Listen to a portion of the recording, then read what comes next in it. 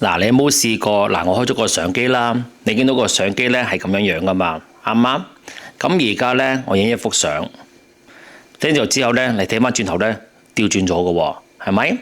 咁仲有一個問題就係話咧，如果我去錄影啦，跟住就之後咧，我用翻前鏡，咁我錄影咯喎，你會見到咧會有少少跳咗嘅，記唔記得？跳咗一下嘅，點解咧？就因為咧，佢嗰個鏡頭咧係由呢度跳嚟呢度，或者由呢度跳嚟呢度，就咁樣樣嘅。OK，咁咧呢個有咩方法係可以改善呢？因為你唔想錄嘢係錄到咁樣樣噶嘛。咁我今日就會教你啦。仲未撳 subscribe，快啲撳 subscribe 啦。咁呢個嘅問題咧，我覺得個個人咧應該要去改善啦，改一改佢。因為個設定裏邊咧，佢哋 default 啦，你一買機嘅話咧，佢係開咗嗰兩個掣嘅。咁你將嗰兩個掣咧熄咗佢嘅話咧，咁就搞掂噶啦。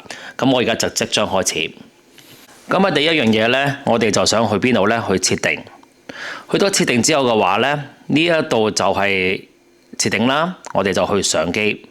第一樣嘢咧，我哋將嗰個嘅前鏡咧唔好反轉。如果你去到最下邊咧，佢呢度有個掣出咗嚟嘅，開咗佢。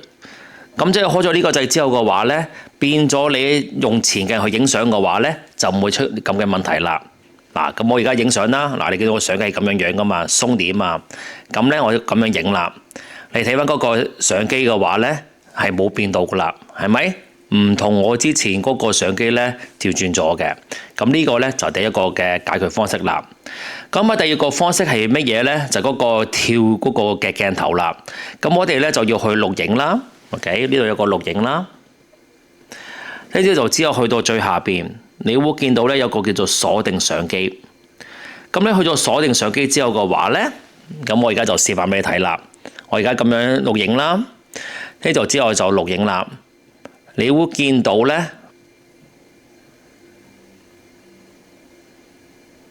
見唔見到冇咗跳嗰個掣啦？OK，譬如話如果我又嚟呢一度嘅話啦，OK，呢度之後又 zoom in 啦。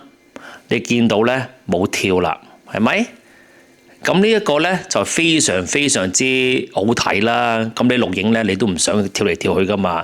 咁你變咗咧就好好多啦。咁啊，希望呢就幫到你啦。兩個嘅相機功能咧，你一定要學識，同埋一定要開咗佢或者刪咗佢嘅。咁啊，希望下一集就見到你啦。拜拜。